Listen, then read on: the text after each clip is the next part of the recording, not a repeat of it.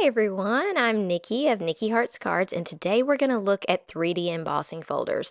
I think 3D embossing folders give you so many options, and I want to show you an in-depth video of ways to ink these up and how doing one side versus the other makes a completely different look. So I'm going to take you through 4 cards that I did, really more backgrounds than that. And I'm going to take you through those and show you what you can do with these embossing folders. We're also going to talk about 2D versus 3D embossing folders and what I think the difference is, so that you get just a little bit more knowledge if you're out there shopping for some things to add to your crafty Christmas list. 3D embossing folders are one of the things that I have really found myself gravitating to this year. Make sure if you haven't subscribed that you hit that subscribe and like button. That helps me out so much. So inside one of these folders, you're going to have a side that is bumpy. So the side I'm touching right now is bumpy and raised. The other side is depressed, so it's like a hole that you can feel. There are very different things that you can do with both of those items. Now, what I think makes a 3D embossing folder versus a 2D embossing folder, and granted, most of the new ones coming out say 3D, they have different levels of height. So on this, you'll see some of the beads are higher than the others, and it really gives that 3D effect. With Today, I'm going to try using colored cardstock because you can always do things like color a 3D embossing folder.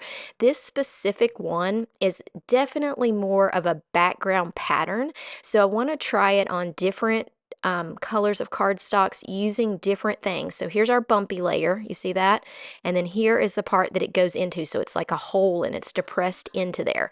Now, depending on which side we ink, which side we use, is going to make a difference in what our final product looks like. Now today I'm using this Tim Holtz Sizzix die or a 3D embossing folder because I've got kind of a set of Sizzix things. So we're going to kind of put all of that together, but that doesn't mean this doesn't apply to other embossing folders that you might have. I do feel like there are embossing folders that are more background, and I feel like there's ones that may have like a stencil that goes with them. I have lots of those videos to show you about coloring with 3D embossing, that kind of thing, and I'll link those up in a card above this. We are going to start with navy and gold, which is one of my favorite combinations, actually the colors that I use in my logo and everything. I just love navy and gold together, and you can tell I like blue because I've got these nice blue fingernails. I am going to use a little smidge of tape to hold this piece here. You do not have to do that, and sometimes you will get a little indentation from your tape, but this is a firmer of my embossing folder. It's kind of firm, and so I want to make sure that I've got my cardstock where I want it, and I'm also tapping with Altenew Antique Gold ink. I love this ink for embossing folders, and I'm lightly tapping the side that is bubbled up. So this is going to do something different. Usually this is not the way that I do one, but I want to show you that what's going to happen is the ink is on top of those bubbles, and we're going to press those bubbles down into a hole. And so we will get our ink depressed into the paper, more like a letter press than we would if we inked the opposite side. Don't worry about keeping up with these products. They will be linked in the description for you so you can find them. I also have a blog post on these cards that has lots of information. So I will make sure to link all of that for you. Now carefully close your folder. I'm not going to show it going through the machine. I'm just going to show the reveal. So today we're going to use lots of different inks. We're going to use some heat embossing, but here it is just with gold ink down in those depressions. Looks gorgeous. Now I'm going to show you if we ink the opposite side, what we're going to get. So let's do another piece of navy cardstock, and now I'm going to ink it after it's gone through the embossing folder, because to me, when you're using an ink pad, it's a little bit easier just to run the ink pad over that raised up area than it is to try to ink the whole thing, because you've got a much less cleanup on your hands. When you ink these folders, you do need to wash them out. So I just ran it through with plain navy. You can see the bumps, and now I'm going to carefully rub the top of those bumps with the ink pad. So you don't want to press too hard. You want to do it lightly until you get the amount of color that you want on there. So I'm going to carefully go along here, and just rub the top of this. Now, like I said, with a 3D embossing folder, you're going to have some of these bumps that stick up a little bit higher than the rest. And those are going to be the easiest ones. They're going to catch the most color. So I'm doing those first. These bigger beads stick up a little bit further than the rest. And I'm going to continue to go over. So the smaller beads on this are not raised as much. And so you just want to lightly touch. And you may get a little bit of gold ink on the background, but I think that looks kind of cool. I actually was kind of impressed with that. And I just barely run it over. So you see where I'm going right now is not sticking up off the page as much as the other. See how much brighter those bigger beads are? It's because they're taller on the page. So I've got it all covered. Let me show you the final result. It's definitely brighter. I tend to gravitate towards this way of using an embossing folder because it's so fun to see the different levels of color you get when you run an ink pad over the top. Now let's look at the comparison. The one on the left is the one that we added the ink to the embossing folder and pressed it in. This one on the right is the one where we ran the ink over it. So you can see there is a difference in the color and a difference in the look that you get from this. Both great backgrounds, but different types of elements. Definitely the gold is more bold when you're running the ink pad over the impression. Okay, let's make a mess. Now we are going to use a white pigment ink. There are several of these on the market. I happen to have the Hero Arts one, and it's just an easier one. I feel like of the white inks, it's very easy to use. It's a thick ink, and so you do need to ink up a bit. Now you'll see I'm inking on the side. You're probably wondering, what in the world is she doing? But she's inking on the side where it's got the holes, so it's depressed into it, which means when it goes through some pressure, it's going to put a little outline around each of those beads instead of actually coloring the inside of the bead. And I'm going to show you what I mean. So I'm doing kind of a light layer right now. We're going to do this a couple times, and I'm going to show you based on how much ink I put on there and how much pressure I use, what different results you can get. And this ends up being my favorite of the results, is using this white with this gray paper. This is gray paper from Lawn Fawn. I will, like I said, make sure I link it for you, and it just looks so cool. So let's line it up. You do have to be careful because you've got ink here, so be very careful as you're putting it in. You could do what I did earlier, which was tape it to the other side, but I just decided to be very careful. Okay, so let's see how this turned out. So I'm opening it and we're seeing the back, not where the ink is. And then I'm going to carefully flip it over. Now you've got ink all over this panel, so you want to use some tweezers or something just to carefully lift it off and try not to drop it like I just did.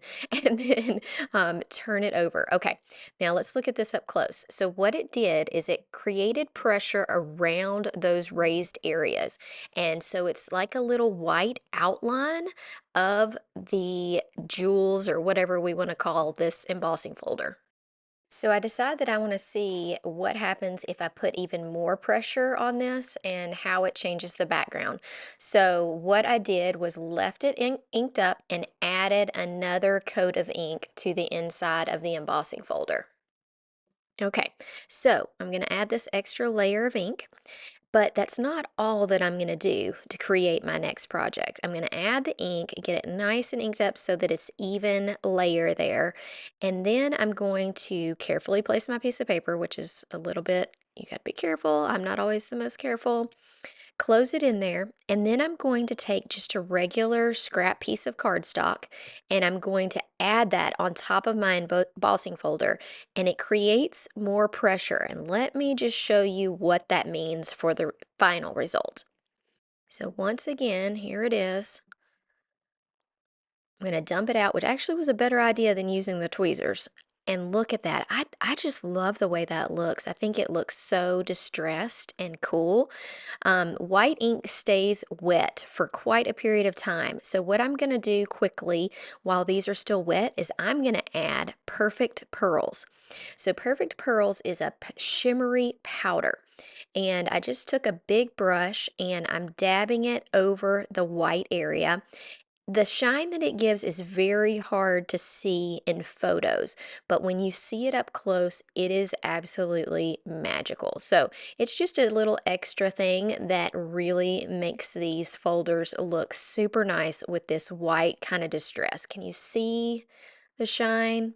Now it's just got some shimmery elements to it. So I'm going to do the same thing through here and just kind of brushing it on. It's really only going to stick to the areas that are wet. So I'm just can be really free with it and no problems. Try to get you a close-up look on both of these. I know that is hard to see on camera. This one I think you can see a little bit more as the light hits it, how shiny it is. It's so beautiful. Now, a quick note on cleaning your embossing folders. We've used all this white pigment ink. If you will put those in a bowl of just a little bit of Dawn and water, it will come off so much easier. Or you can take it after you're done with your project and go and scrub, but sometimes that can be quite difficult. For the green version, I am going to use embossing powder. So I want to show you that you can use embossing powder to create amazing metallic details. I'll be using, if you're on my email list, this is in my top 3 favorite things this year is this embossing powder. So start out by powdering the entire panel. And then you've got to decide which side you want to be embossed. Well, I'm really liking the look of the depressed area, and on this particular folder, it's just a little easier to ink up that part and keep it in one area. So I am going to ink the part that is raised up, then it's going to push into the paper and create little wells that are going to hold our amazing embossing powder. So this isn't a wow embossing pad, so it's like a clear ink that stays wet so that you can do heat embossing. Highly recommend. I also highly recommend getting a really good powder tool. I'll link mine down at the bottom, but I love powdering off the cardstock, and don't worry, it will come off even on dark cardstock. Okay, so once again, carefully place your paper inside of this embossing folder, and you need to put the powdered side towards the ink, okay? Because that's where you're going to be pouring embossing powder. So this side is not the side we're using. We're using the opposite side, okay? That's our powdered side. Now I'm going to grab a coffee filter. It's just an easy way to pour embossing powder without making a mess. You could grab a piece of paper, whatever you want. And then we're going to use this beautiful silver. It's called polished silver from Wow Embossing Powder. I will definitely link. I think this is my favorite embossing powder color of the year. It is so shiny. It's perfect as a silver.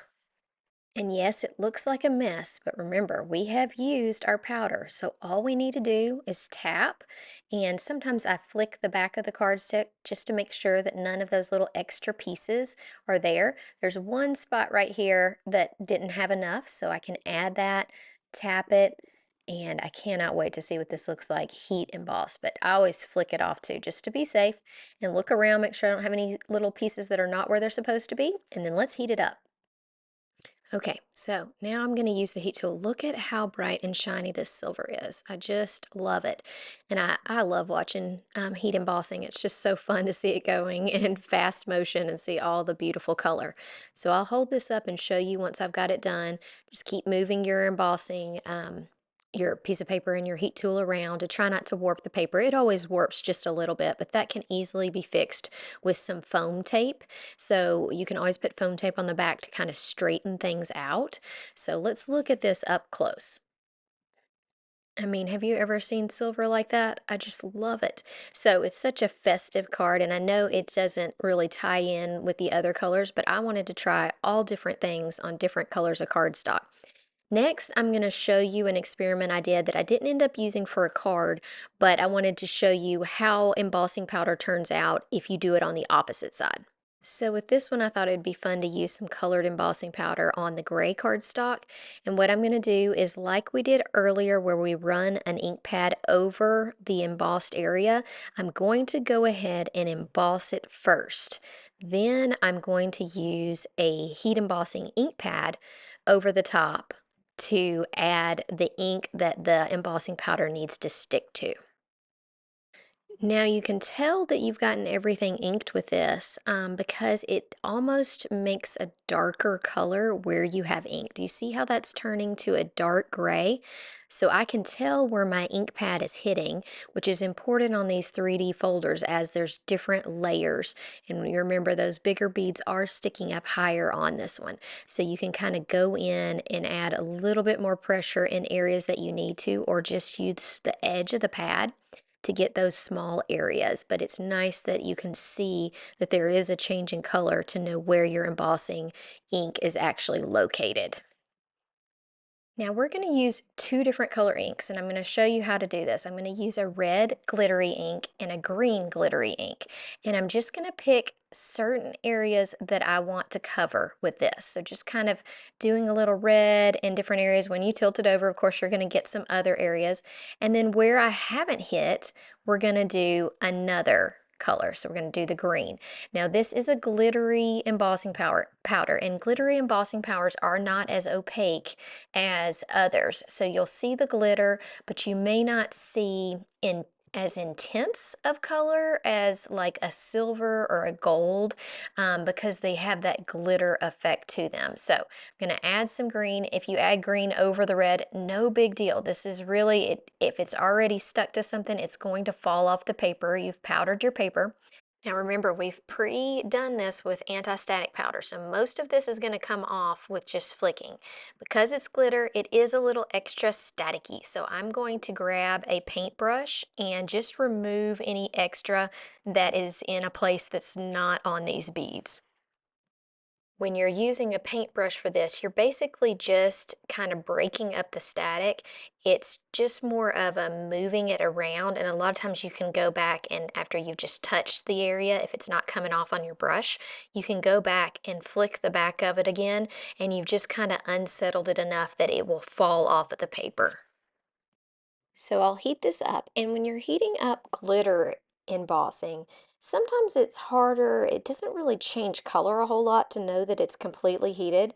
It's more that it doesn't flake off when you touch it. So I just kind of heat it, watch it. There is a little subtle change, but for the most part, I just heat it about as long as I normally do, and then I just check by flicking the paper and or touching the area and make sure that it is dry. Here's what this looks like up close. Like I said, not a ton of color, but just enough to make it kind of festive.